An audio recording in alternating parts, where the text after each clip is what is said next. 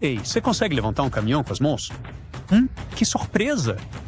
Mas deixa eu te apresentar o verdadeiro fortão da natureza, o oceano, que simplesmente jogou pedras de 700 toneladas de um lado para o outro como se fossem pedrinhas durante um mega tsunami que atingiu a África milhares de anos atrás. Isso não foi só um dia ruim na praia. Esse mega tsunami foi tão poderoso que fez os tsunamis da Indonésia em 2004 e do Japão em 2011 parecerem respingos de piscina de criança. Agora, para você ter uma ideia de como tsunamis normais já são assustadores, o tsunami do Japão gerou ondas de 40 metros de altura. O tsunami do Oceano Índico foi um pouco menor, mas tirou a vida de mais de 200 mil pessoas em vários países. Agora imagine algo muito pior. Veja bem, durante muito tempo, os cientistas pensaram que ondas tão grandes eram apenas ficção científica. Mas então eles encontraram esses enormes pedregulhos, pedaços gigantescos de rocha lançados para o interior e, fiz as contas, descobriu-se que apenas ondas com cerca de 240 metros de altura seriam capazes de realizar esse tipo de vandalismo rochoso. E o culpado? Um vulcão que literalmente desmoronou no oceano e desencadeou um dos tsunamis mais poderosos que a Terra já viu. Normalmente, os tsunamis são atribuídos a terremotos submarinos. Sabe, aquelas placas tectônicas brigando entre si. Mas vulcões? Eles também têm potencial para tsunamis. Em 1883, por exemplo, um vulcão na Indonésia chamado Krakatoa entrou em erupção por 6 meses sem parar até explodir. E a explosão foi ouvida até na Austrália. Isso desencadeou vários tsunamis, alguns com quase 30 metros de altura. Ainda assim, isso foi mais como molhar o dedão do pé comparado ao mergulho de corpo inteiro do mega tsunami. Lá nos tempos antigos, o vulcão que desmoronou durante o mega tsunami era gigantesco. E ele não simplesmente se desfez, ele perdeu um pedaço. Esse pedaço tinha 10 vezes o tamanho do Monte Everest. 10 Montes de Everest! Foi como se a Terra quisesse ver o que aconteceria se jogássemos uma montanha no oceano só por diversão. Era tão massivo que, quando todo o lado do vulcão despencou no Atlântico, criou ondas que poderiam cobrir a Estátua da Liberdade 3 vezes. Também destruiu uma ilha a mais de 50 quilômetros de distância. O vulcão por trás dessa cena digna de filme do Michael Bay da vida real se chamava Fogo, localizado, como você deve ter adivinhado, na Ilha do Fogo. Essa ilha é basicamente um único vulcão que emergiu do mar graças a um ponto quente de magma, um local no oceano onde uma grande quantidade de magma escapa e entra em erupção como um vulcão subaquático. Com o tempo, esse magma esfriou e se acumulou como panquecas, até que, voilá, após 7 grandes erupções, a ilha emergiu do oceano como se estivesse brincando de esconde-esconde. Surpresa! O vulcão. Mas a entrada dramática de fogo também era uma bomba relógio. Veja, quanto mais um vulcão cresce, mais pesado ele fica. E se não houver magma suficiente dentro dele para sustentá-lo, tudo pode simplesmente desabar. Às vezes não precisa de muito. Um pequeno terremoto, um pouco de erosão ou simplesmente uma base ruim feita de sedimentos macios pode desencadear um colapso. É como um cara muito alto tentando se equilibrar em cima de um monte de bolinhas de gude. Fogo tinha todos os ingredientes para azar. Alto demais, pesado demais e construído em solo fofo. E fica pior. À medida que o vulcão fica mais pesado, ele começa a pressionar o magma embaixo dele. Essa lava não consegue subir, então ela só fica ali embaixo, fervendo devagar, engrossando aos poucos, como uma sopa esquecida no fogo por tempo demais. Os gases se acumulam, a pressão aumenta e, eventualmente, cabum! É a versão vulcânica de comer muitos burritos e depois tentar segurar um espirro. Essa pressão enorme e esse desequilíbrio podem desencadear o que chamam de colapso de flanco, que é o jeito científico de dizer, ops, metade do vulcão acabou de cair no oceano. Foi isso que aconteceu com Fogo. A maioria das ilhas vulcânicas que se formam desse jeito já desapareceu faz tempo. Mas o fogo ainda está bem vivo e ativo. Na verdade, a última erupção foi em 2014.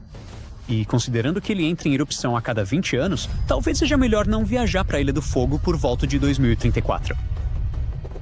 Por muito tempo, os cientistas acreditaram que só ilhas vulcânicas grandes e robustas podiam colapsar desse jeito.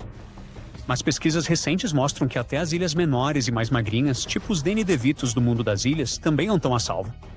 A questão é que as ilhas vulcânicas pequenas só parecem estáveis por causa da sua massa reduzida. É como o Danny DeVito e o Arnold Schwarzenegger, os dois escorregando no gelo. A queda do Arnie pode causar mais confusão, mas o Danny também pode sair voando. E esses pequenos desmoronamentos? Sim, eles importam. Veja Santa Maria, uma ilhazinha que é cerca de 170 vezes menor que o Havaí. ela já desmoronou várias vezes. Não porque quis, mas porque basicamente está em cima de farelas de pão encharcados. Sua fundação é um sedimento marinho solto. E, para piorar, ela fica bem ao lado da falha leste dos Açores, onde 3 placas tectônicas se encontram para abrigar todo dia. Essa falha é responsável por muitos terremotos e até alguns tsunamis que já aconteceram em Lisboa no passado. Então, dá para imaginar como é viver bem em cima disso. Toda vez que o vulcão em Santa Maria entra em erupção e cresce, ele também afunda. Mas quando um pedaço desmorona, ele volta a subir como uma boia. Essa montanha submarina que vira ilha, depois volta a ser montanha submarina e depois ilha de novo, é uma montanha russa, o que faz com que Santa Maria apareça e desapareça do oceano como um submarino brincando de esconde-esconde. E a cada pico vem a possibilidade de um tsunami. Outro vulcão com problemas de confianças parecidas é o Piqueia, localizado na Guatemala. Entre 2011 e 2013, cientistas notaram movimentos estranhos no solo. Pequenos deslocamentos que sugeriam que algo lá embaixo estava ficando inquieto. E não deu outra. Em 2014, o Piqueia entrou em erupção. Por sorte, ele não desmoronou, mas esse risco ainda existe, especialmente se o magma ficar preso lá dentro, como aconteceu com o fogo. As consequências podem ser explosivas, literalmente. Na verdade, cerca de 1000 anos atrás, o Piqueia sofreu um colapso que enviou avalanches de detritos a mais de 24 quilômetros de distância. Desde então, ele se reconstruiu como uma fênix de fogo, mas ainda pode desmoronar de novo. É por isso que os vulcanologistas ficam obcecados com os menores tremores. Não é paranoia se a montanha realmente pode desabar. Agora, você pode estar pensando, ok, mas isso foi no passado. Com certeza esse tipo de colapso absurdo com mega tsunami não pode acontecer de novo, né?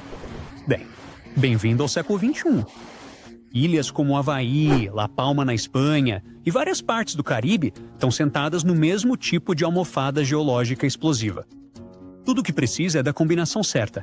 Base solta, encostas íngremes, talvez um pouco de magma preso e pronto, colapso da encosta. Na verdade, isso já aconteceu recentemente. Em 2018, Anak Krakatoa, o filho vulcânico do infame Krakatoa, perdeu um grande pedaço de si durante uma erupção. Causou um tsunami, mas foi mais constrangedor do que devastador. Tipo um vulcão perdendo as calças no palco. Vergonhoso, mas dá pra sobreler. Mas isso é só coisa de amador comparado aos verdadeiros espetáculos da história. O colapso da Ilha Ritter em 1888 foi tão intenso que a ilha literalmente ficou mais baixa. Ela passou de mais de 600 metros de altura para meros 140 metros. Mas o recordista é o lendário mega tsunami da Baía de Lituia, de 1958, quando um terremoto de magnitude 7,8 provocou um deslizamento de terra tão grande que lançou uma onda mais alta que o Empire State Building, rugindo pelo Alasca na velocidade de uma rodovia. Por mais estranho que pareça, só 5 pessoas perderam a vida ali. Por outro lado, o rastro de destruição que ficou pode ser visto até hoje, lá do espaço. O derretimento de geleiras e calotas polares também pode fazer vulcões desmoronarem. Quando derretem, ocorre uma diminuição repentina da pressão na crosta terrestre que pode desestabilizar vulcões inteiros. Isso se chama recuperação isostática. É como arrancar de repente uma cadeira debaixo de alguém que está sentado imóvel há séculos.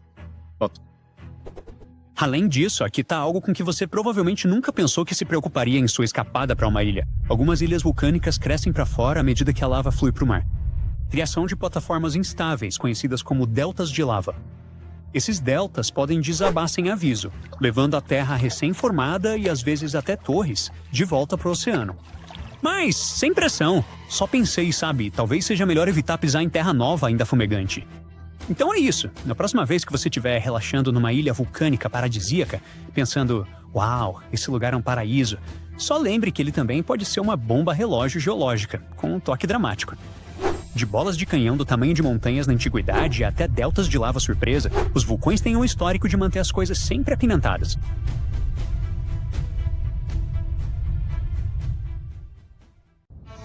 A camada de neve sobre sua cabeça se divide em duas bem na frente de seus olhos e começa a cair pela encosta congelada até um lugar de descanso muito, muito abaixo. Qualquer coisa que esteja no caminho é esmagada sob a imensa massa de neve e detritos. Você está testemunhando uma avalanche, um dos desastres naturais mais perigosos. Mas e se eu lhe contasse sobre outro tipo dela, não menos assustadora do que a da montanha?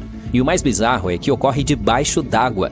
As avalanches subaquáticas são fenômenos naturais poderosos e desastrosos, geralmente muito mais perigosos do que as terrestres. Elas têm o potencial de causar estragos em todo o planeta, levando a consequências catastróficas. O mais alarmante? Ocorrem o tempo todo sob a superfície do oceano, impossíveis de ver, prever e extremamente difíceis de medir.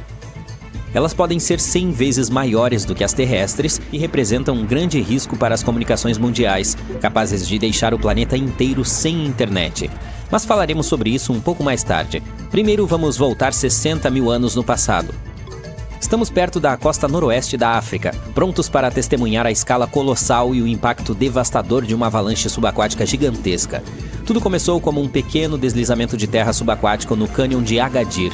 No início, apenas 1,5 km de material, mas em pouco tempo, essa massa aumentou mais de 100 vezes de tamanho enquanto se deslocava pelo fundo do Oceano Atlântico.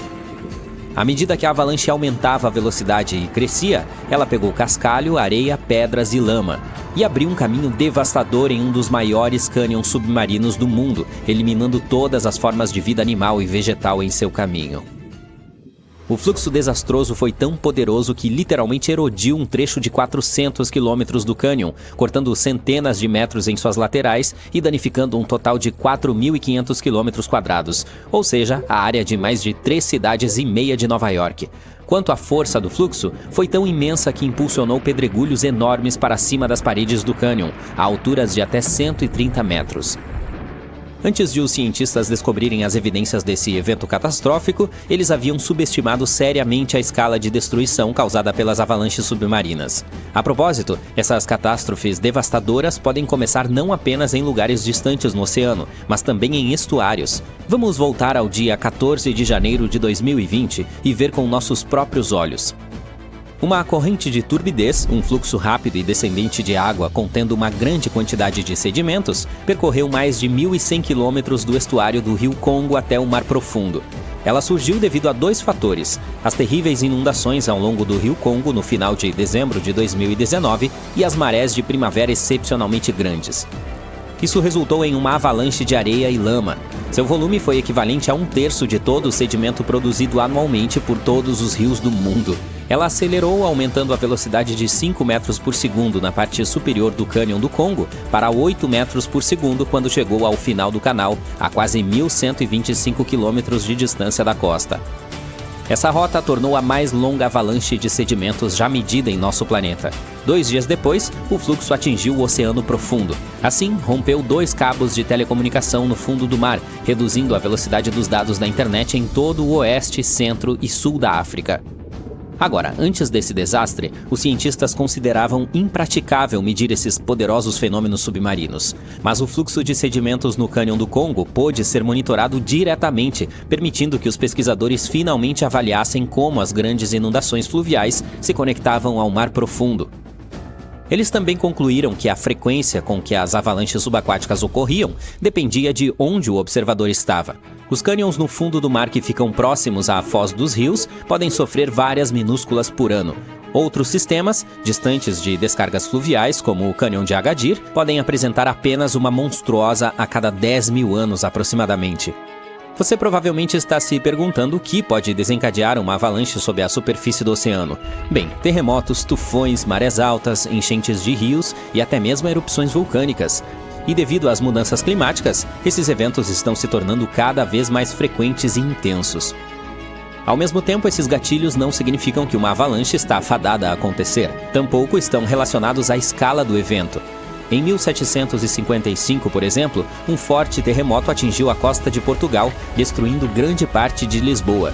Dezenas de milhares de pessoas perderam suas vidas durante esse desastre, mas isso provocou apenas uma pequena avalanche subaquática. E em 1929, um grande terremoto na costa de Terra Nova e Labrador, no Canadá, provocou a maior subaquática já registrada. O fluxo viajou a uma velocidade de 68 km por hora, carregando pedras, areia e lama. Rompeu 11 cabos do leito marinho em sua jornada para baixo. Foi algo tão poderoso que produziu um tsunami que tirou a vida de 28 pessoas ao longo da costa. Agora, as avalanches submarinas são totalmente invisíveis porque ocorrem nas profundezas da superfície do oceano, o que as torna extremamente difíceis de estudar. Mas precisamos encontrar uma maneira, pois esses fluxos são muito importantes. Eles transportam sedimentos, nutrientes e até mesmo poluentes pelo fundo do oceano. Assim, uma equipe de pesquisa de Liverpool decidiu desvendar esse mistério. Nos últimos 40 anos, foram coletadas mais de 300 amostras do fundo do oceano. Combinadas com dados sísmicos e batimétricos, que é um termo sofisticado para um mapeamento do oceano, foi possível reconstruir uma enorme avalanche submarina. E foi a primeira vez que uma desse porte foi mapeada. Uma coisa ainda mais legal: o evento em si começou de forma bem modesta, mas rapidamente evoluiu para uma avalanche colossal que atingiu mais de 200 metros de altura. Para colocar em perspectiva, imagine algo do tamanho de um arranha-céu indo de Liverpool a Londres, abrindo uma vala de 30 metros de profundidade a 15 quilômetros de largura. Em seguida, se espalhou por uma área maior do que o Reino Unido, cobrindo-a com vários metros de areia e lama. Isso é como enterrar um país inteiro. Essas descobertas são de fato muito importantes, pois mostram que até mesmo um pequeno deslizamento de terra subaquático pode se transformar em algo enorme e super destrutivo. Mas isso não é o pior. Pense nos cabos submarinos de internet, que são essenciais para a comunicação global. Existem mais de 550 deles ativos no fundo do mar em todo o mundo.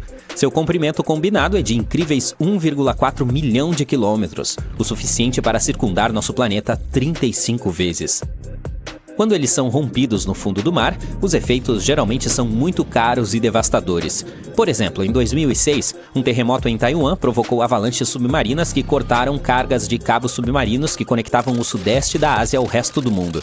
A maior operadora da internet da China teve uma perda de 90% do tráfego para os Estados Unidos no auge do evento. Quanto a Taiwan, houve uma perda de 74% a 100% no tráfego para as ilhas vizinhas. Então agora você provavelmente já sabe por que precisamos aprender mais sobre esse fenômeno natural. Felizmente, pesquisadores da Universidade de Tulane descobriram uma maneira de estudá-lo em 3D. Estudos anteriores só analisavam avalanches submarinas em 2D, o que não dava uma visão completa de como elas realmente se comportavam. A nova pesquisa concentrou-se em como os fluxos submarinos interagiam com as mini-bacias, características naturais no fundo do oceano que se parecem com tigelas rasas. Apesar de serem chamadas de mini, podem ser enormes, até 10 km² ou cerca de 2 vezes o tamanho do City Park em Nova York. Quando as correntes de turbidez fluem para elas, simplesmente não param. Ao contrário, atingem o lado oposto e se enrolam novamente, como os redemoinhos de água em um riacho. Esses fluxos giratórios movem o sedimento antes que ele se assente no fundo do oceano. O tamanho da mini-bacia e a velocidade do fluxo podem alterar o comportamento da corrente. Se for grande e a corrente for lenta, ela começa a se encher de sedimentos. Mas se você aumentar a velocidade do fluxo ou encolher a bacia, a corrente começa a transbordar, derramando-se sobre a bacia. Para estudar tudo isso, os pesquisadores criaram uma mini-versão de uma mini-bacia em uma piscina e usaram diferentes velocidades de fluxo para simular correntes de turbidez. E até mesmo fizeram suas próprias misturas de sedimentos para ver como os diferentes tamanhos de partículas se comportariam. No final, conseguiram imitar as condições reais do oceano, mas em uma escala menor e gerenciável. Muito legal, não é? Antigamente, de 774 a 775, a Terra foi atingida por uma mega explosão de radiação. Essa explosão anormal de energia deixou a sua marca. Os anéis das árvores daquele ano mostram níveis muito altos de material radioativo. Mas o que exatamente causou isso? Os cientistas estão inclinados a pensar que o motivo foi uma explosão solar. Algumas pessoas acham que talvez uma supernova maciça tenha causado a explosão de radiação. Mas o astrônomo Phil Plait diz que, se esse fosse o caso, ela teria que estar a menos de 1000 anos-luz de distância e, portanto, extremamente brilhante. Mas não há registro de que isso tenha acontecido. Nenhuma estrela da morte brilhante e reluzente foi vista. Depois de observar o carbono radioativo e o berílio nos anéis das árvores, os cientistas descartaram várias outras possibilidades. Inicialmente, eles consideraram que se tratava de uma colisão entre estrelas de nêutrons ou entre uma estrela de nêutrons e um buraco negro. Esses tipos de colisões produzem uma explosão super rápida de raios gama sem nenhum show de luz, o que se alinha melhor com as evidências. Mas esse tipo de colisões é muito raro. Plait acha que é meio improvável que essa seja a resposta. Ele calcula que só deveríamos ver um desses eventos em nossa galáxia uma vez a cada 1 milhão de anos. Portanto, ter ocorrido um há apenas 1.200 anos parece muito estranho.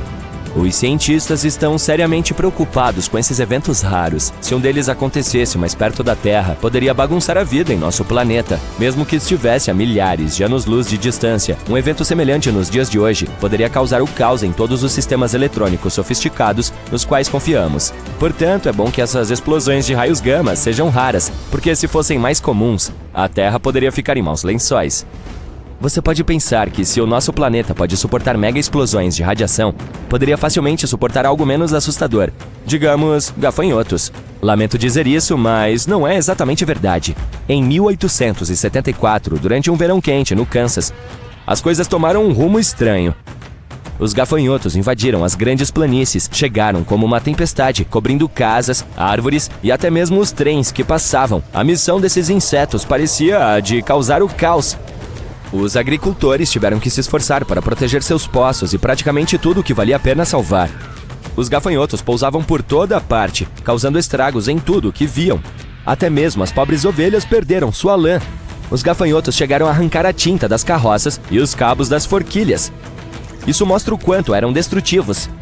Os animais de criação tentaram revidar comendo-os, mas o número de insetos era muito grande. Naquele ano, essas criaturas causaram cerca de 200 milhões de dólares em danos às plantações. A invasão de gafanhotos foi tão terrível que até o exército dos Estados Unidos entrou em cena para ajudar. No final, os gafanhotos começaram a desaparecer, poupando as planícies de mais devastação. Os desastres naturais podem ser ainda mais inesperados do que as explosões de radiação do espaço e as invasões de gafanhotos. Veja! Em junho de 2017, um pastor de renas no noroeste da Sibéria estava cuidando de seus afazeres quando, de repente, ouviu uma explosão muito forte e viu fumaça saindo do chão. Se isso acontecesse comigo, eu precisaria trocar minhas calças, desculpe. Mais tarde, eles encontraram um enorme buraco com cerca de 7 metros de largura e quase 20 metros de profundidade, cercado por pedaços de gelo e terra. Mais de 17 desses buracos negros foram encontrados na área. Eles estavam cheios de água turva e envoltos em mistério. Algumas pessoas acharam que eram buracos de pia, outras tinham certeza de que foram deixados por testes de dispositivos ultra-secretos ou até mesmo por vários meteoritos. Agora, a ideia mais recente é que esses buracos são, na verdade, crateras causadas pelo aquecimento do Ártico e pelo derretimento do solo congelado. A teoria afirma que, à medida que o solo derrete, bolsas de gás presas sob a superfície irrompem, criando esses buracos dramáticos. Aparentemente, essas crateras assustadoras têm aparecido em pontos específicos da Sibéria, onde antigas falhas geológicas estão vazando gás natural quente há muito tempo. Combine isso com um pouco de metano remanescente de antigos sedimentos de lagos e você terá uma receita para algumas surpresas explosivas à medida que o planeta se aquece. Ainda não está com medo? Tudo bem, talvez você tenha medo da escuridão, não é? Se for o caso, você não gostaria de estar em 536. Foi o ano em que o mundo passou por um período de 18 meses de escuridão. Uma névoa misteriosa cobriu a Europa, o Oriente Médio e partes da Ásia, bloqueando o Sol e causando o caos. Foi como a Idade das Trevas, mas de verdade. Acontece que o principal culpado por essa névoa foi uma erupção vulcânica na Islândia. Essa erupção espalhou cinzas por todo o hemisfério norte, causando a queda das temperaturas e o fracasso das colheitas. Muitas pessoas congelaram e morreram de fome. Foi terrível. Os historiadores da época até falavam sobre como era estranho. O sol parecia a lua, os verões eram muito frios e até nevou na China em pleno verão. Tudo isso aconteceu porque as cinzas vulcânicas bloquearam o sol. E para piorar ainda mais a situação, esse período de escuridão provocou o início da peste bubônica em 541. Isso é que é uma época difícil. Vamos voltar rapidamente à Sibéria. Em 1908, bem na região selvagem da Sibéria, um asteroide apareceu para uma visita inesperada. Hoje nós o conhecemos como asteroide Tunguska, mas o nome não foi dado instantaneamente. A população local só teve um vislumbre do espetáculo. Uma bola de fogo brilhante cruzando o céu, seguida de um enorme estrondo. Árvores voaram, houve incêndios, e os animais também não ficaram muito felizes com isso. Mas como a área era tão remota, poucas pessoas notaram o acontecido. Por quase 2 décadas, ninguém se preocupou em verificar o local de Tunguska. As pessoas tinham muito o que fazer naquela época. Mas, finalmente, os cientistas foram até lá e encontraram evidências das travessuras do asteroide. Mais tarde, em expedições, eles encontraram algumas micropartículas espaciais. Hoje em dia, a NASA tem um programa de defesa planetária. Eles até enviaram uma missão para testar a tecnologia de desvio de asteroides. Porque, quem sabe, quando a próxima rocha cósmica baterá à nossa porta, certo? Em meados do século XIX, houve mais uma tempestade solar épica chamada de Evento Carrington. Ela pode não parecer grande coisa para você, mas teve consequências bastante graves. No dia seguinte após essa tempestade solar, a Terra foi atingida por uma tempestade geomagnética insana que fez com que os telégrafos saíssem dos trilhos e causou auroras nos trópicos, onde elas normalmente nunca aparecem.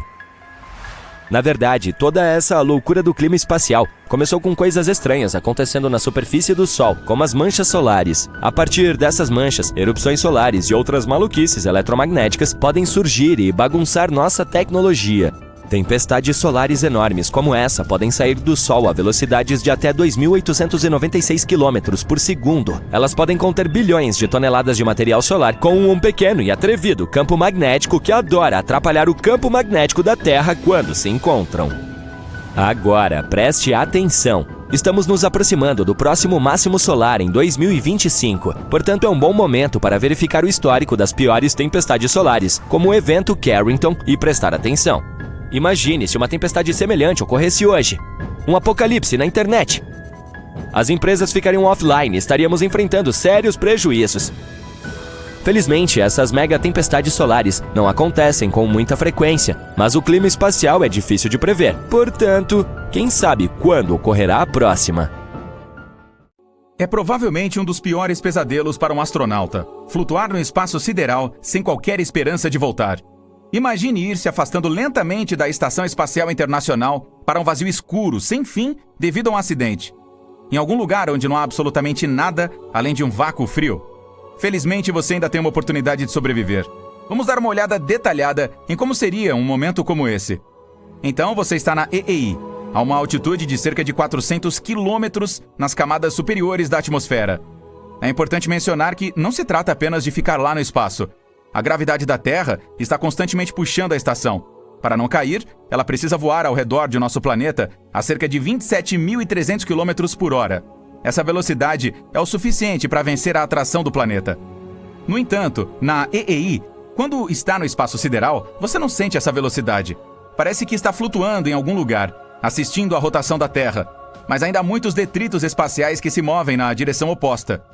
Do ponto de vista de uma pessoa na EEI, a velocidade desses objetos é incrivelmente rápida. Você veste um traje espacial, equipado com fornecimento de oxigênio e um compartimento de água para poder beber durante a missão. Então, está prestes a entrar no espaço. Primeiro, precisa passar por uma porta especial chamada Airlock. Depois, verá que há 2 portas. Ao entrar, feche a primeira porta para bloquear o acesso ao oxigênio da estação espacial. Aí, abre a porta que leva ao espaço. O que você está prestes a fazer é chamado de caminhada espacial. Existem vários motivos para estar no espaço sideral agora. Você pode estar conduzindo experimentos científicos para descobrir como diferentes coisas se comportam ali. Além disso, pode precisar testar novos equipamentos, sensores e outros aparelhos de alta tecnologia. Mais um motivo pode ser o conserto de peças com defeito ou a manutenção de rotina da estação. Antes de dar um passo no vazio, você prende seu traje espacial a uma corda ligada ao corpo da nave. Também pode conectar pequenos cabos em suas ferramentas, como uma chave de fenda ou inglesa, para não perdê-las. Você empurra a EEI e experimenta uma sensação semelhante a mergulhar. A propósito, antes de sair para uma área de gravidade zero, os astronautas treinam em uma enorme piscina. Você se segura na nave e se dirige ao local que precisa ser consertado. Digamos que necessite apertar um pequeno parafuso. Um astronauta disse uma vez que qualquer trabalho no espaço é difícil. Afinal, há um traje enorme que retarda os movimentos e o torna desajeitado. Também causa coceira. O trabalho pode durar várias horas. Durante esse tempo, você sua muito.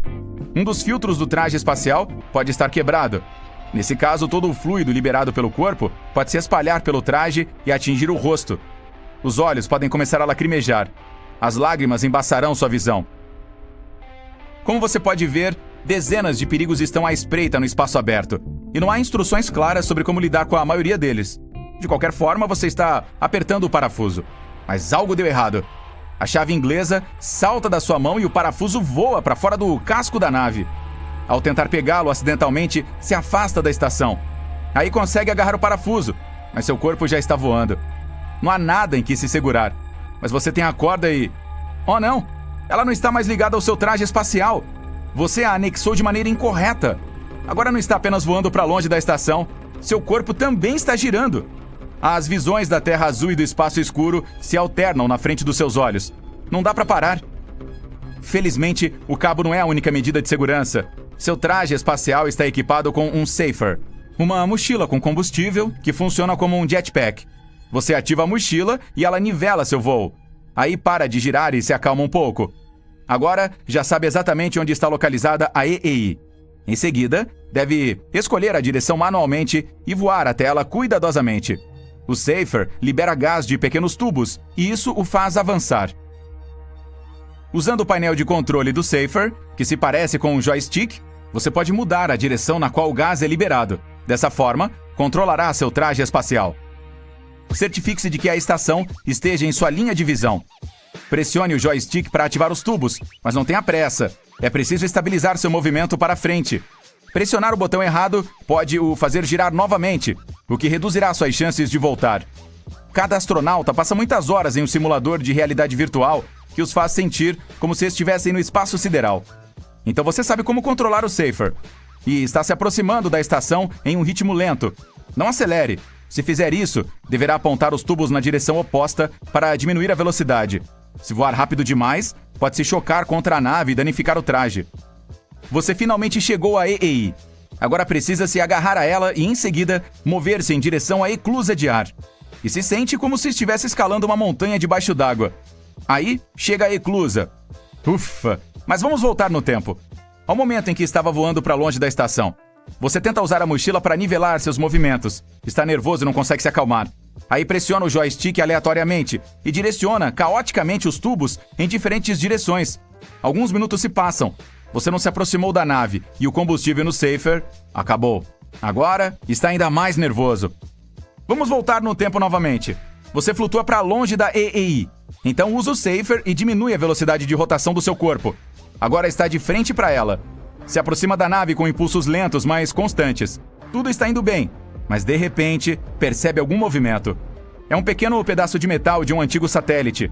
Ele bate no Safer e corta a mochila. O combustível começa a vazar. Você começa a girar novamente por causa do impacto, sem saber para que lado está se movendo. Tudo o que precisa fazer agora é respirar fundo e usar o combustível restante para parar.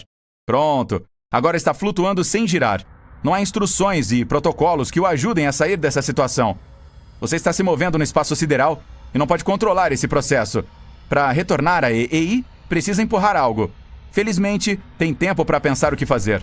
Seu traje espacial tem reservas de oxigênio que são suficientes para várias horas. Além disso, tem água. Dá para bebê-la através de um pequeno canudo de borracha preso na parte interna do anel de pescoço do capacete. Você é o primeiro ser humano da história nesta situação. Mas isso não significa que não haja chance de sobrevivência. Se pudesse jogar algo para o lado, isso o colocaria em movimento. Por exemplo, se tiver uma chave inglesa pesada, poderá atirá-la em direção oposta à EEI. Dessa forma, se lançaria em direção à estação. Mas, infelizmente, você não tem nada para arremessar.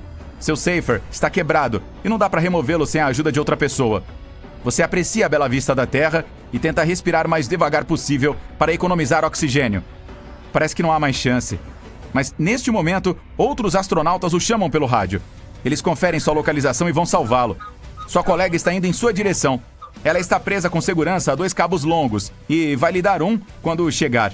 Usando o Safer, a astronauta voa em sua direção. Ela está muito perto. Finalmente, desacelera e agarra sua mão. Então solta um dos cabos do traje espacial dela e o prende ao seu. Com ele, você se aproxima da estação. Nesse momento, um parafuso enferrujado passa voando. O principal perigo é que os detritos espaciais rompam seu traje espacial e rasguem a corda. Você acelera e alcança a eclusa de descompressão. Então, abre a porta e mergulha para dentro. Uma das missões espaciais mais perigosas foi concluída. Teoricamente, existe outra maneira de salvá-lo. Uma espaçonave que entrega alimentos e suprimentos de ar para a EEI pode levá-lo de volta à estação. Mas isso é ainda mais difícil, pois requer um cálculo de rota muito preciso. Se algo der errado, a espaçonave pode chutá-lo. Neste caso, você voará em alta velocidade e pode viajar por várias horas até ficar sem oxigênio ou um pedaço de lixo espacial destruir seu traje. Felizmente, todos os astronautas são bem treinados e experientes o suficiente para evitar tais acidentes. Você está esperando o seu pão de alho sair do forno. Ao olhar para as estrelas pela janela da cozinha, você se pergunta: seria possível enviar pão de alho para o espaço? E mais importante, você poderia comê-lo se ele voltasse? São questionamentos muito importantes. Normalmente, quando se trata de pão de alho, há apenas duas coisas com as quais as pessoas se importam. 1. Vamos acrescentar queijo? E 2. Comê-lo, claro. Ai, aquele sabor de alho de dar água na boca combinado com pão macio e quentinho. Ok, foco. Como podemos enviar o pão para o espaço?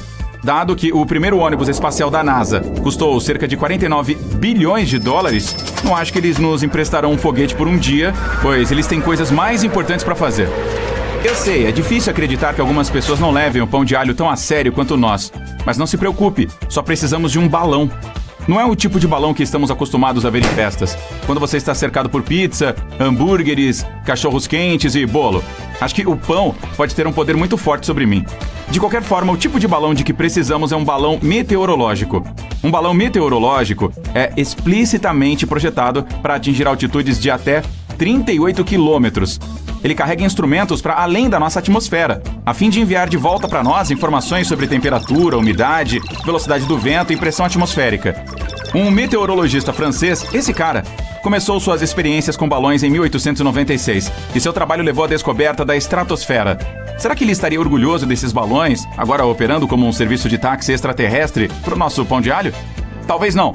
Mas tenho certeza de que ele ficaria feliz em saber que hoje centenas de pessoas em todo o mundo soltam esses balões para seus próprios experimentos a cada 12 horas.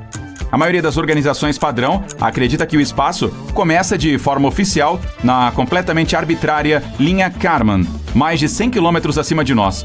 Colocar o pão em órbita exigiria uma velocidade de dezenas de milhares de quilômetros por hora. Sem o nosso foguete, que convencionalmente viaja a uma velocidade de 27.358 quilômetros, não seremos capazes de subir o pão tão alto ou viajar a essa velocidade. Ok, não. Você pode ficar com o seu foguete. Estou feliz com o meu incrível balão meteorológico, que a propósito ainda nos levará a 1/3 do caminho até o espaço. Uma área conhecida como limite do espaço. Dado que a atmosfera lá em cima é super fina, cerca de 1% da pressão ao nível do solo. Não é um substituto tão ruim para esse teste. De qualquer maneira, eu nunca me senti confortável em estar a mais de 100 quilômetros distante do meu jantar. Então isso funciona muito bem para os meus problemas de abandono alimentar. Ah, meus ouvidos! Eu já posso ouvir você em seu computador gritando: "O que esse cara tá falando?" Vi vídeos de coisas como pizza sendo enviadas para o espaço real antes de usar um método semelhante. Por que devemos nos contentar com o limite do espaço? Muitas câmeras que operam nesses vídeos para documentar a jornada de um objeto usam uma lente olho de peixe. Essa lente exagera a curva da Terra, comparando-a com o que veríamos nas alturas, dando a ilusão de que a câmera está mais próxima do espaço do que realmente está.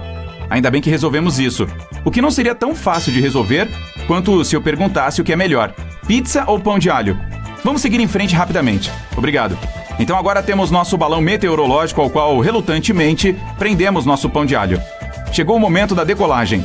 Lançamos o pão de alho para o céu e enxugamos nossas lágrimas, enquanto o vemos desaparecer além das nuvens. Em comparação com o foguete, o ritmo do nosso balão também pode ser o de uma tartaruga. Ele viajará a uma velocidade de mais de 300 metros por minuto. Então, uma boa maneira de nos distrairmos da tristeza da partida do nosso pão de alho é nos perguntarmos o que está reservado para ele durante essa jornada. Bem, em 2 horas, nosso balão meteorológico pode subir acima das nuvens, mais alto que as trajetórias dos aviões a jato, passando pela camada de ozônio na estratosfera e atingindo altitudes de 35 quilômetros ou mais. O balão suportará temperaturas tão frias quanto menos 90 graus Celsius, o que significa que é melhor ter um micro-ondas à mão, caso o pão volte para nós. À medida que sobe na atmosfera, o balão se expande de 2 metros até 8 metros, porque a pressão do ar diminui. O que acontece a seguir seria uma experiência verdadeiramente satisfatória se não colocasse minha comida em risco. Nosso balão meteorológico estoura. E assim nosso pão de alho começará a descer dos céus. As condições do vento ditam a que distância do local de lançamento o pão pousará, mas podemos esperar que ele chegue a não mais de 120 km de distância, como é o caso de experimentos com balões meteorológicos. Um paraquedas é preso à carga para garantir o retorno seguro do pão e seu reencontro com seu melhor amigo, meu estômago. Alguns dizem que essa amizade é unilateral. Mesmo que meu estômago esteja fazendo barulhos de animais famintos, são animais reais que agora representam uma ameaça, como potenciais predadores, prontos para roubar nosso jantar. Engenheiros projetaram embalagens para exercícios como este, equipados com GPS e servomotor. Esta embalagem fechará aproximadamente 1.000 metros acima do solo. Ela protegerá o pão de alho de pontos de pouso indesejados e das várias mandíbulas do reino animal, aumentando drasticamente a probabilidade de podermos comer o pão de alho, se pudermos realocá-lo. Na realidade, os balões meteorológicos usados para experimentos como esses estão causando mais danos à vida selvagem e à natureza do que vice-versa. Animais marinhos, como tartarugas, muitas vezes confundem os restos de balões meteorológicos que caem na água com águas vivas e os comem, pensando que acabaram de comer uma refeição fácil. Isso é prejudicial para esses animais, já que os componentes desses balões meteorológicos contêm borracha e ácido de bateria. Já foram apresentados argumentos de que os testes com balões meteorológicos são, em última análise, outra forma de lixo. Se, com este vídeo, você sentir vontade de enviar comida para o espaço, lembre-se disso. Então a caçada começou. Não de algum animal selvagem, mas para nós mesmos. Mas o que estamos dizendo? Vamos nos preparar para não falhar. Ficar sem aquele pedaço fantástico de pão de alho que você acabou de lançar ao limite do espaço e que agora está por recuperar? Não é uma opção. Ou você está apenas se preparando para falhar. Não importa. Como sugere o paraquedas e a embalagem protetora. Não estamos fazendo nada disso. Para garantir que pudéssemos encontrar o pão assim que ele pousasse, anexamos rastreadores de rádio ao balão antes de lançá-lo. E eles enviam um sinal com uma posição de GPS para o solo, colocado num mapa, dando-nos uma boa ideia de onde o pão de alho será encontrado. Cara, eu amo tecnologia. E assim o momento chegou. Encontramos nosso pão de alho intacto. E após alguns abraços apaixonados e carinhosos, estou pronto para dar uma mordida. A espera valeu a pena? Como é o gosto? E você pode comê-lo? Sim, você pode, mas o sabor não é tão bom. Na verdade, e apesar de ter mencionado antes, esqueci de trazer o micro-ondas. O pão foi congelado devido às temperaturas extremas experimentadas em sua jornada. E eu realmente quero dizer congelado. O pão em si está gelado no meio. Mas antes que possamos descobrir isso, vamos notar que, quando rasgamos um pedaço do pão, ele não rasga como de costume. Agora ele se quebra, como se tivéssemos acabado de quebrar um pedaço de um galho. Podemos até ouvir um barulho de clique. Meu pão quente e macio não existe mais. É melhor guardar isso para a sobremesa no caso de ficar sem sorvete. Pensando bem, vamos jogá-lo no lixo. Mesmo assim, foi muito legal podermos enviar esse pão de alho ao limite do espaço e ainda acabar comendo, certo? Antes de desmaiar de fome, vou à loja comprar outro que certamente não vou mandar para o espaço. Por que você não nos conta nos comentários se há algum alimento que você gostaria de enviar ao espaço para temperar antes de comer? A profissão de astronauta é provavelmente uma das mais intrigantes e misteriosas que existem. Mas você já se perguntou sobre os detalhes da vida cotidiana deles? Por exemplo, o que está acontecendo sob aqueles trajes espaciais volumosos? Quero dizer, algumas pessoas acreditam seriamente que esses caras usam roupas íntimas de papel. Outras têm certeza de que a falta de gravidade permite que a sujeira simplesmente flutue. Quem dera! O fato é que os astronautas não lavam roupa suja, de forma alguma. Em 2011, a NASA encomendou uma máquina de lavar para a Estação Espacial Internacional. Era uma piada? De qualquer forma, eles não puderam usá-la por motivos aparentes. Levar água para a ISS apenas para levar roupa parece ultrajante e muito caro. Portanto, os astronautas só podem sonhar com lençóis e outros itens recém-lavados. Em vez disso, peças limpas são entregues à estação a partir da Terra, como qualquer outro suprimento. Infelizmente, algo assim não acontece com muita frequência, pois o preço de lançar literalmente qualquer coisa para o espaço é exorbitante. Assim, é necessário ficar com as roupas por muito mais tempo do que na Terra. A única coisa que torna essa situação um pouco melhor é que a tendência é perder um pouco do olfato no espaço.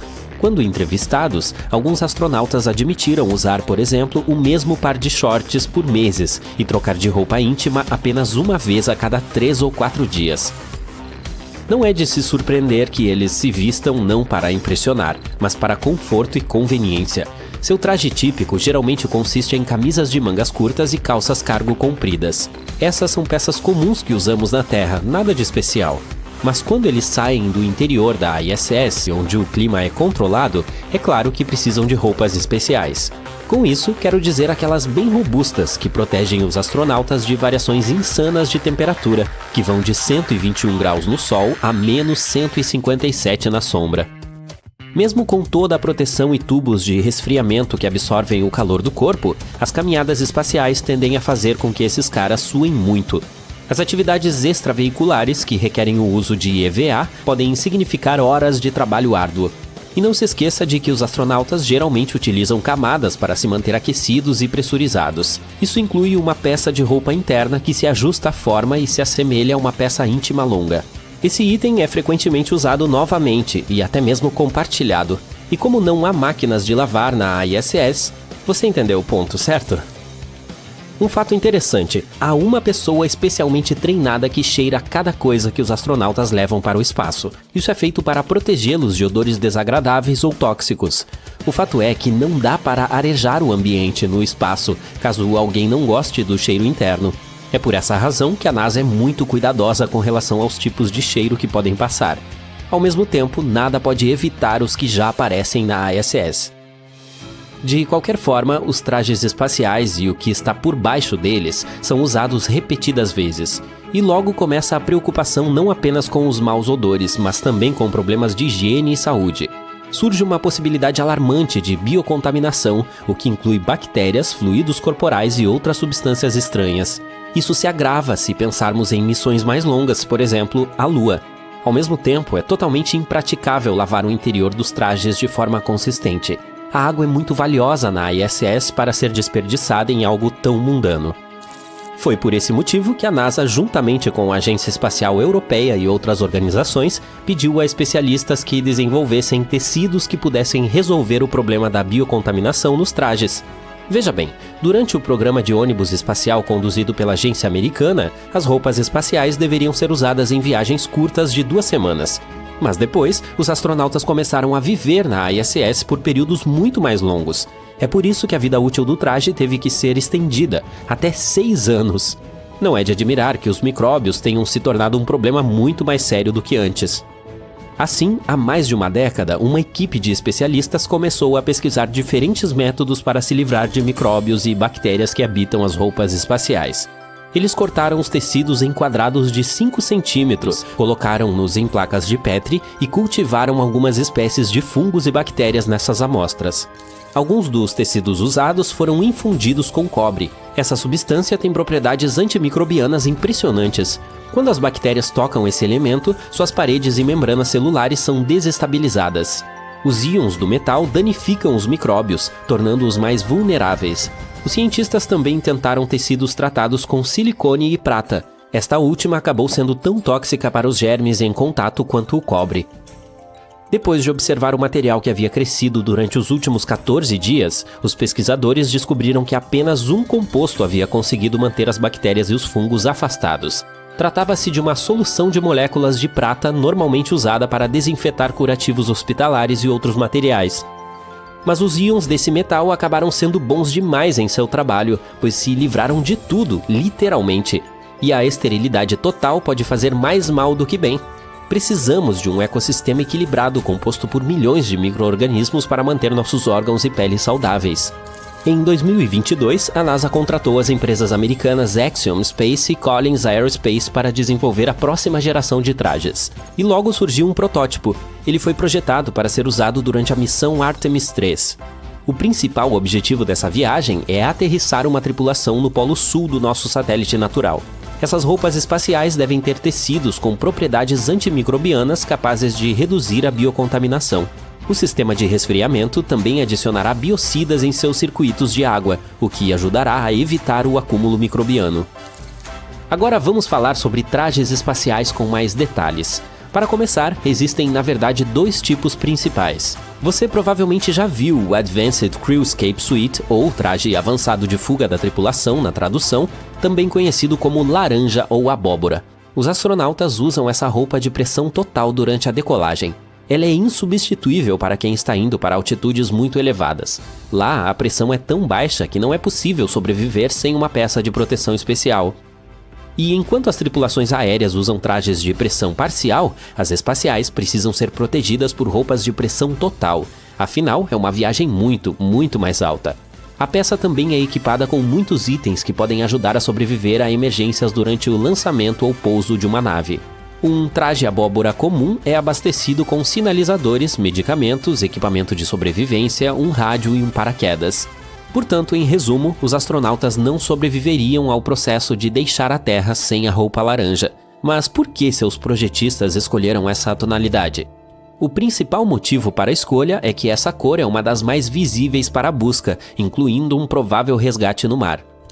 Quanto aos EVAs, seu objetivo é diferente. Os astronautas usam essas peças quando saem para fazer caminhadas espaciais. Elas podem protegê-los das condições severas do espaço sideral, com suas temperaturas extremas e quase vácuo. Além disso, a roupa pode evitar que pequenos detritos os atinjam.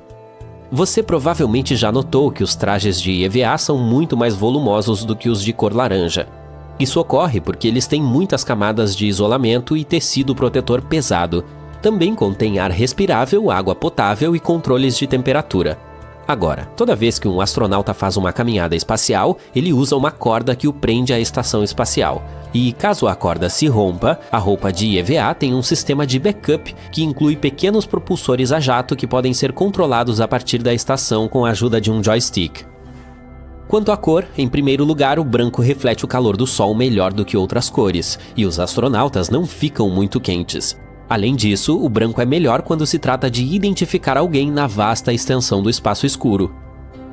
Outro detalhe curioso: embora as roupas brancas protejam os astronautas de ficarem muito quentes, elas não podem evitar que fiquem muito frios. E é aí que luvas especiais entram em ação. Essas têm aquecedores especiais que mantêm os dedos confortáveis e funcionando. Na infância, você foi ensinado a não brincar com comida? Aparentemente, esses astronautas não foram. Cubos flutuantes de gelatina voando por toda a cabine enquanto estiver em gravidade zero são muito divertidos. Mas também é um sinal de um problema em potencial chamado euforia espacial. Ninguém nunca considerou que a felicidade extrema no espaço poderia se tornar um problema grave. Mas pode ser, e isso não é brincadeira. Por muitos anos, a euforia espacial passou despercebida, embora estivesse sempre presente, por toda parte, para todos verem. Quando o astronauta Alan Shepard, da Apollo 14, contrabandeou bolas de golfe para a Lua e tentou criar uma pequena lua para a Lua, tentando lançar uma bola de golfe em órbita ao redor do satélite da Terra, todos acharam que era engraçado. O astronauta Charles Duke, da Apollo 16, achou engraçado tentar competir com os atletas olímpicos de 1972 de volta à Terra. Ele tentou superar os saltos dos atletas olímpicos se beneficiando de 1/6 de gravidade na Lua. Duke pulou tão alto que girou de costas e caiu em cima do sistema de suporte de vida em sua mochila. Poderia ter sido uma queda fatal se a bolsa tivesse estourado. O comandante de Duke, John Young, disse: "Isso não tem graça." E com razão. No entanto, quando os astronautas da Apollo 17 começaram a dançar e cantar músicas infantis enquanto coletavam amostras de rochas, todos ainda acharam fofo. A euforia espacial novamente passou despercebida. Já em 1965, quando Ed White se tornou o primeiro norte-americano a caminhar no espaço em uma caminhada espacial com cabo, sua euforia espacial ficou evidente. Ele ficou fora por muito mais tempo do que o necessário para testar sua mobilidade com o primeiro jetpack, ou MMU, como era chamado, oficialmente a unidade de manobra tripulada. Em suas próprias palavras, "Eu não vou voltar, isso é divertido." Finalmente, quando ordenado a retornar à sua nave espacial Gemini, Ed White disse que era o dia mais triste da sua vida. Obviamente, algo sinistro está em ação com a euforia espacial. A ausência de peso, combinada com a visão da Terra passando abaixo, cria uma alegria que supera todo o senso de dever. É o grande perigo da euforia espacial. Agora, em retrospectiva, os efeitos da euforia espacial puderam ser vistos quando os astronautas da Apollo 17 pilotaram o veículo explorador da Lua.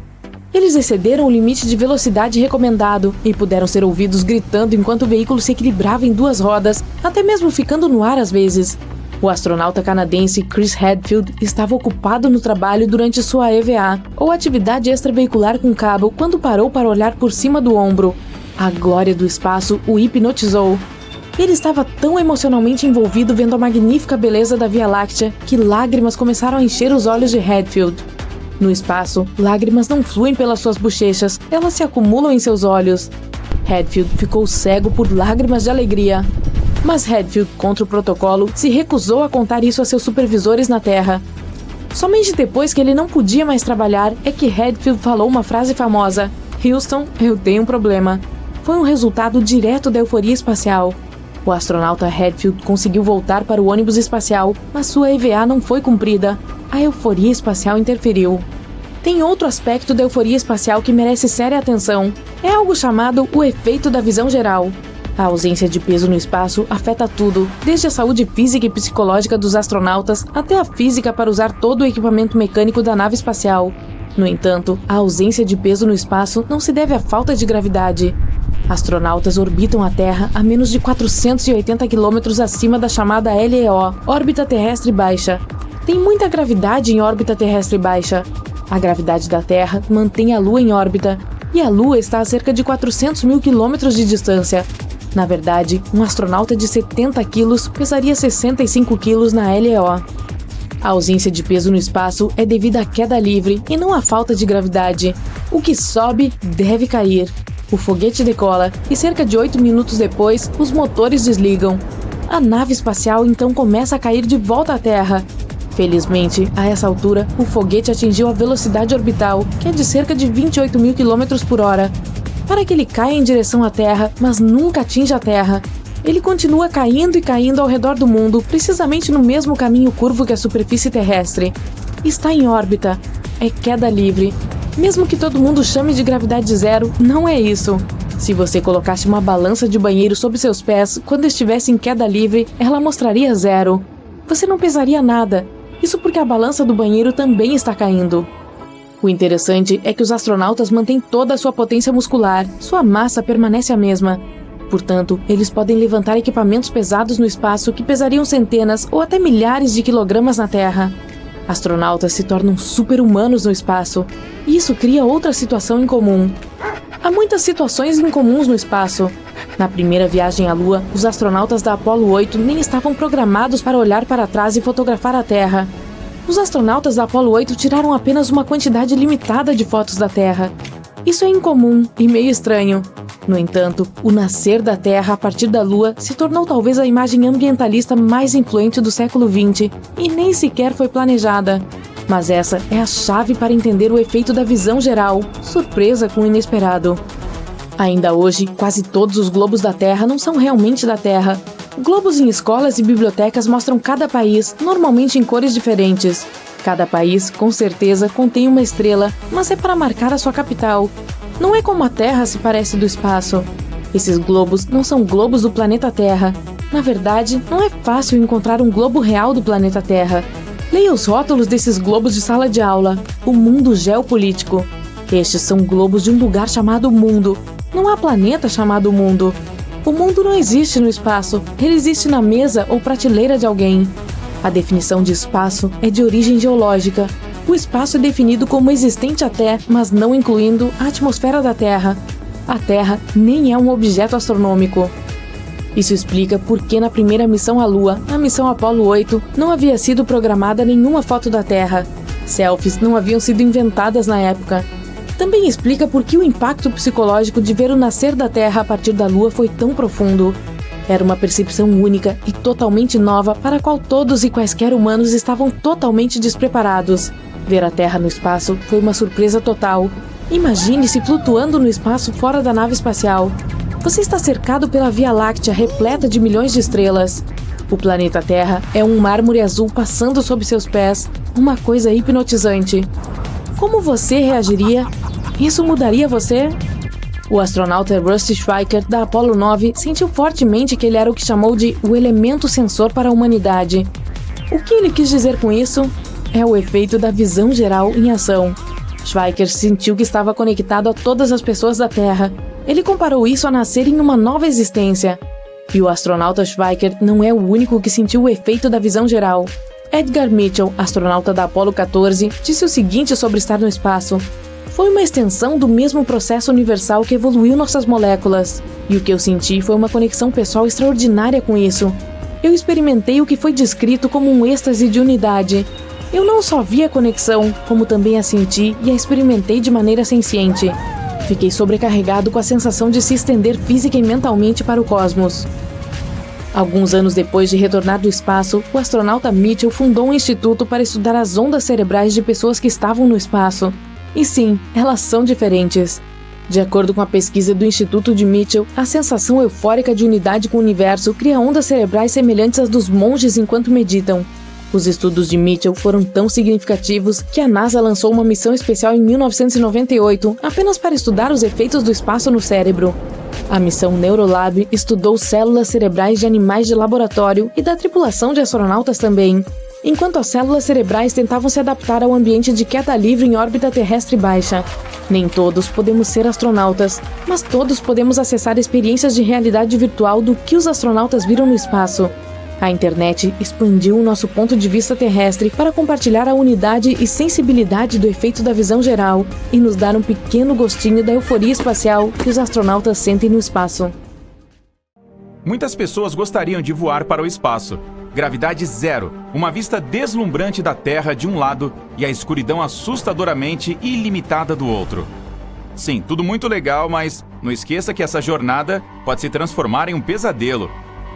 Falta de oxigênio, flutuar no espaço sideral e ficar muito tempo em uma nave espacial sem entender quando pode voltar para casa. Esta última coisa aconteceu com um astronauta russo, ou cosmonauta. Sua permanência no espaço foi uma das mais longas do mundo. O engenheiro de voo Sergei Krikalev, de 33 anos, passou 311 dias em gravidade zero na Estação Espacial Mir. Mas essa não é a parte mais interessante do episódio. A longa jornada de Sergei começou em 18 de maio de 1991. Naquele dia, ele embarcou em uma nave de transporte e foi ao espaço para a Estação Espacial Mir. No dia 20, o acoplamento com a estação foi concluído. Lá, junto com outro engenheiro, desempenhou suas funções espaciais. Os dois fizeram várias caminhadas espaciais e reparos, cuidaram da estação e realizaram experimentos científicos. Quando se tem companhia e muito trabalho, viver no espaço não é tão difícil. Mas as coisas pioraram no dia em que Sergei deveria voltar para casa. De acordo com o plano, a missão deveria ter durado 5 meses. Um novo cosmonauta deveria substituir os antigos. A nave de transporte finalmente atracou na estação, mas no dia 10 de outubro, apenas um deles retornou à Terra. Sergei foi deixado sozinho na estação Mir. Ele continuou a trabalhar como o único engenheiro de voo da tripulação. A estação não podia ficar vazia, era necessário enviar alguém para substituir o rapaz, que não estava pronto para uma estadia tão longa no espaço, já que não tinha treinado para isso. Mas não havia escolha. Ele não podia simplesmente sair da estação. Um mês se passou. Sergei foi informado que voltaria para casa em breve, mas algo inesperado aconteceu. No dia 25 de dezembro de 1991, foi o último dia da União Soviética. O cosmonauta foi contatado e informado de que não poderia voltar, já que o país que prometia levá-lo para casa não existia mais. Durante esse tempo, uma grande crise começou na Rússia. O retorno dele era impossível, pois não havia dinheiro para isso. Imagine a condição do cara. Você está a centenas de quilômetros de casa, na escuridão do espaço sideral, completamente sozinho e não tem ideia de quanto tempo vai ficar ali. Os dias passavam lentamente. Semanas, depois um mês. Seria muito fácil permanecer no espaço se isso não fosse prejudicial à saúde. Mas em condições de gravidade zero, o corpo humano sofre sérios danos. Primeiro, um enfraquecimento dos músculos, que não recebem a carga necessária e estão constantemente em estado de relaxamento, levando à distrofia. Sim, os astronautas fazem uma série de exercícios todos os dias, mas isso não é suficiente para manter a forma. Além dos músculos, os ossos começam a enfraquecer. A pessoa fica fraca. Depois de 6 meses levando essa vida, qualquer astronauta precisa de muito tempo para voltar à forma anterior no retorno para casa. Além disso, há muita radiação no espaço que é perigosa para as pessoas. Ela é proveniente de várias fontes ao mesmo tempo. A principal vem do Sol. Na Terra, estamos protegidos disso graças ao campo magnético do planeta. Quase toda a radiação se acumula na atmosfera superior e não chega até nós. Esse acúmulo ali também é ruim para os astronautas. Mas a pior é a galáctica. Ela chega de estrelas e galáxias distantes e tem um efeito poderoso em todos os seres vivos. A radiação provoca muitas condições desfavoráveis e destrói o corpo no nível celular. Agora, todas as naves espaciais e a Estação Espacial Internacional são equipadas com escudos e revestimentos que refletem a radiação, mas ainda assim, isso não fornece 100% de proteção. No espaço, o sistema imunológico do astronauta muda. Não há condições sob as quais a imunidade possa melhorar. Parece que não há nada de errado com a ausência de muitas bactérias e micróbios, mas a defesa do corpo está enfraquecendo. Uma pessoa se torna mais vulnerável a micróbios que podem ser trazidos por alguém que esteve no espaço. Também há sérias restrições alimentares. As comidas em tubos não contêm tantas vitaminas úteis quanto os produtos naturais. Sem vitaminas, o corpo enfraquece ainda mais. Às vezes, os astronautas precisam fazer caminhadas espaciais, que não são fáceis. Um traje espacial é enorme e desconfortável. Restringe os movimentos e coloca pressão no corpo. O trabalho no espaço pode durar várias horas. Durante esse tempo, transpira-se muito. Um dos filtros do traje pode estar estragado e o fluido liberado pelo corpo se espalhar por toda a roupa e atingir o rosto. Os olhos podem lacrimejar e as gotas interferirem na visão. Milhares de perigos podem esperar um astronauta durante uma missão no espaço sideral. Imagine que você faz reparos e algo dá errado. A chave escapa do parafuso e voa longe, por exemplo. Você tenta pegá-la e, inconscientemente, sai da nave. Consegue recuperá-la, mas seu corpo já está voando longe. Não há nada em que se segurar, mas, felizmente, tem uma corda de segurança. De qualquer forma, ela pode se soltar do seu traje espacial por ter sido presa incorretamente. Assim que a corda se rompe, seu corpo muda o ângulo de voo. Agora você não está apenas voando para longe. Seu corpo está girando neste momento. A Terra e o espaço escuro piscam em seus olhos. Então deu para entender. Com certeza há riscos, mas nada disso aconteceu com Sergei. Todos os astronautas passam muitas horas treinando para estarem prontos para qualquer problema. Eles ganham boa forma física, mas a perdem durante a missão. Adicione a tudo isso o fator psicológico. Seu corpo enfraquece, você não respira ar puro, não pode ver seus amigos e não tem a oportunidade de voltar para casa. Uma pequena camada de parede o separa do vácuo frio do espaço. Tudo isso causa estresse, que também enfraquece a imunidade e prejudica o sistema nervoso. Felizmente, os astronautas também passam por um treinamento psicológico sério. Eles podem manter o autocontrole nas situações mais estressantes. Mas quando se está sozinho no espaço por mais de 6 meses e sem saber quando voltará, é razoável ficar seriamente nervoso. Felizmente, Sergei não entrou em pânico. Ele cumpriu os deveres diários, treinou e, claro, sentiu saudades de casa. 1 mês depois, recebeu a mesma resposta. Ainda não podemos trazê-lo de volta. O país está em uma situação difícil. Ele se sentia pior a cada dia. A força dele estava acabando. O cosmonauta não tinha certeza se conseguiria sobreviver. O mais interessante é que a estação tinha uma cápsula desenvolvida para retorno à Terra. Mas Sergei não a usou porque ninguém iria para a Mir. E a Rússia vendeu os assentos dela para outros países. Além disso, o país esperava vender a estação. Isso significava que Sergei tinha que manter o local funcionando. A missão dele durou o dobro do planejado. Como resultado, o cara passou 10 meses, ou 311 dias no espaço, e estabeleceu um recorde mundial. Durante este tempo, voou ao redor do nosso planeta cerca de 5.000 vezes. Finalmente, recebeu a tão esperada mensagem, a de que poderia voltar para casa. A Alemanha pagou cerca de 24 milhões de dólares por uma passagem para a estação. Eles iriam substituir o astronauta, que entrou na cápsula e voou para a Terra. Muita gente estava esperando por seu retorno lá embaixo. O cosmonauta pousou e todos correram para ajudá-lo. Ele parecia muito magro, suado e exausto. 4 homens o ajudaram a sair e a ficar no chão. Lhe deram um casaco de pele e o serviram com uma tigela de caldo. Parecia que tal voo deixaria uma marca na vida dele para sempre. Mas o humor do cara estava excelente.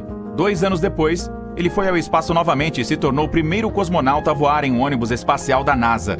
E 2 anos depois, foi um dos primeiros a viver na EEI.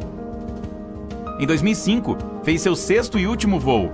Sergei foi para a estação espacial, onde passou cerca de 6 meses, e depois voltou para casa no módulo de pouso. Com este voo, estabeleceu um recorde mundial para a duração total da estadia no espaço, de 803 dias. Apenas 10 anos depois, alguém conseguiu quebrar esse recorde. Mas essa já é outra história. Olá, caçador de mitos! Hoje estamos desmascarando alguns espaciais clássicos. Suba na próxima nave e vamos desvendar essas histórias de uma vez por todas. Imagine o seguinte: você está flutuando sem peso no espaço, tomando uma xícara de delicioso chocolate quente, quando um pensamento peculiar surge em sua cabeça. É possível gritar ali? E se sim, alguém ouviria? Se você assistiu ao filme Alien, sabe a resposta para essa pergunta. Não é possível escutar sons no espaço sideral. Não é que eles não existam, é só que não é possível ouvi-los. Não há ninguém melhor para esclarecer esse mito do que Chris Hadfield. Ele participou de algumas caminhadas espaciais durante sua vida como astronauta. E quando se está ali, naquela escuridão total, não se pode ouvir nada, a não ser o silêncio. Silêncio total. Mas ei, logo ali na esquina há uma enorme bola de explosão, também conhecida como o Sol. Só não podemos ouvir isso acontecendo porque não há meio para o som viajar. No entanto, seria bastante desconfortável para um astronauta se ele pudesse captar todos os ruídos que acontecem à sua volta. Agora, imagine que você está voando pelo espaço sentindo-se como um super-herói futurista, quando uma estrela cadente passa ao seu lado. Mas espere, é realmente uma estrela? Infelizmente não se trata de uma de fato, e sim de uma pequena rocha conhecida como meteoroide, que entra na atmosfera da Terra e cria um impressionante show de luzes. Ah, e já que estamos desmascarando mitos, vamos direto para outro. Você provavelmente já ouviu falar que os meteoros só se chocam com a Terra em ocasiões extremamente raras, como uma vez a cada apocalipse de extinção de dinossauros. Isso não é verdade. Os cientistas estimam que cerca de 48 toneladas de material meteorítico caem por aqui todos os dias, mas quase tudo é vaporizado em nossa atmosfera. O rastro brilhante que vemos no céu noturno é o que chamamos popularmente de estrela cadente. Na próxima vez que fizer um pedido a uma, lembre-se de que, na verdade, está pedindo a um pequeno pedaço de detrito espacial. Bem, não é tão romântico assim.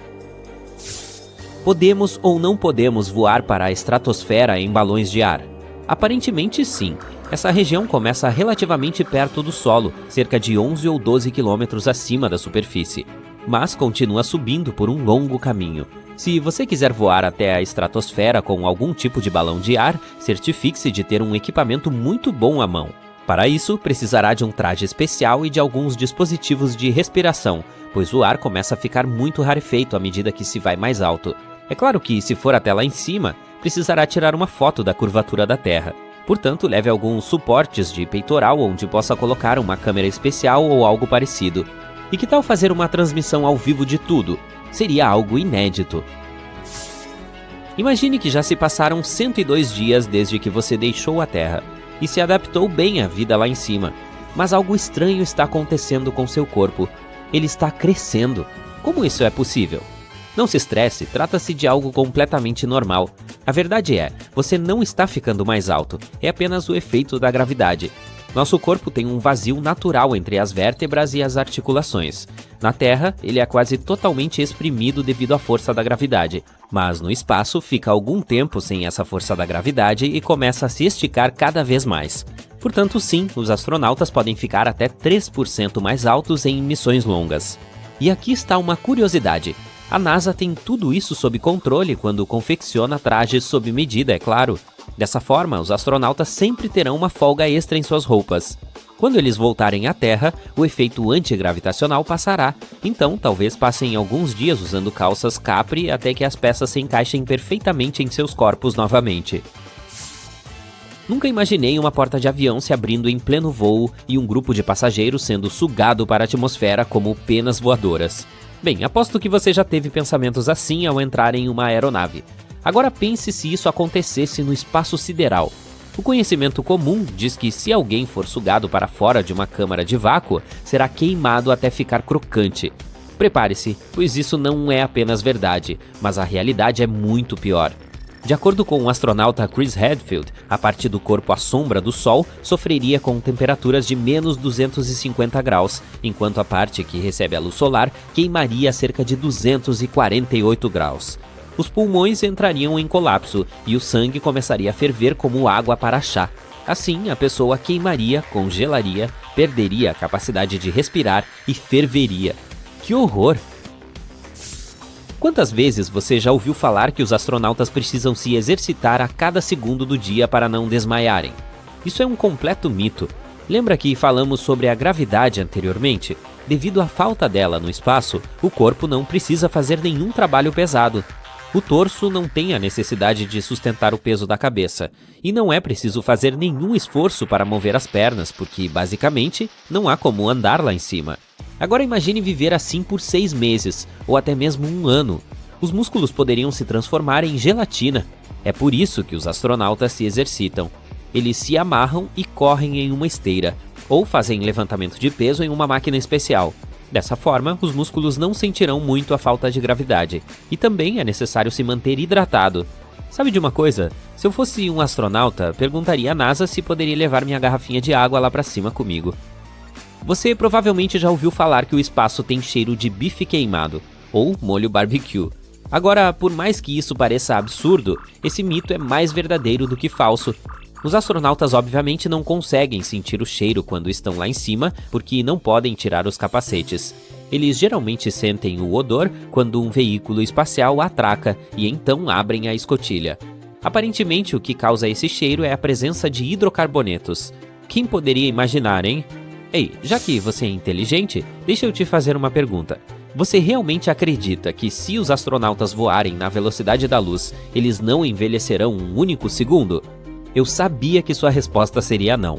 Vamos esclarecer algumas coisas. Em primeiro lugar, ainda não descobrimos como operar veículos na velocidade da luz. Isso exigiria uma quantidade imensa de energia, e não temos a tecnologia para fazer isso. Em segundo lugar, mesmo que conseguíssemos enviar um ser humano em uma espaçonave que viajasse na velocidade da luz, essa pessoa ainda envelheceria, e de forma diferente das que permaneceram na Terra. Isso é um fato. Mas ainda assim envelheceria. Você realmente acha que existe algo como a imortalidade? Não. Se viu Avatar 1, certamente se lembra que os humanos só conseguiram chegar a Pandora porque viajaram em criogenia. Em outras palavras, tiveram os corpos congelados, foram colocados em uma cama criogênica e viajaram por anos sem envelhecer. Sim, parece incrível, mas ainda assim não temos a tecnologia para tanto. Nossos corpos são feitos principalmente de água, certo? E quando ela é congelada, se expande. É por isso que você nunca deve deixar latas de refrigerante esquecidas no freezer. Atualmente, se congelássemos o corpo de alguém, a água dentro se expandiria, danificando tecidos e órgãos. Portanto, não podemos entrar em sono criogênico para fazer viagens interestelares. Pelo menos por enquanto. Aqui está uma ideia maluca. O que aconteceria se um astronauta levasse um drone em uma de suas caminhadas espaciais? A menos que seja um projeto pela NASA, talvez ele congele e queime, como ocorreria se os humanos fossem para o espaço sem um traje. Mas não custa sonhar, certo?